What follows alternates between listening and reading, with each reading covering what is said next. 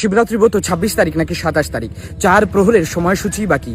কোন প্রহরে কি দ্বারা ভগবানের অভিষেক করবেন? ২০২৫ সালে স্মার্ত মতে ২৬ তারিখ শিবরাত্রি ব্রত। কিন্তু যারা বৈষ্ণব অর্থাৎ ভগবান শ্রীকৃষ্ণের উপাসক বা বিষ্ণুর উপাসক, তারা হরিভক্তি বিলাস মতে ২৭ তারিখ শিবরাত্রি ব্রত পালন করবেন। কিন্তু যারা শৈব অর্থাৎ শিবের উপাসক বা অন্যান্য দেবদেবীর উপাসক, তারা অবশ্যই ২৬ তারিখ শিবরাত্রি ব্রত পালন করবেন এবং ২৭ তারিখ ৯টা ৫১-র মধ্যে ব্রতের পালন করবেন। শিবরাত্রি ব্রত করতে গেলে ব্রতের আগের দিন অবশ্যই সংযম করবেন এবং সন্দক লবণে ব্যবহার করবেন।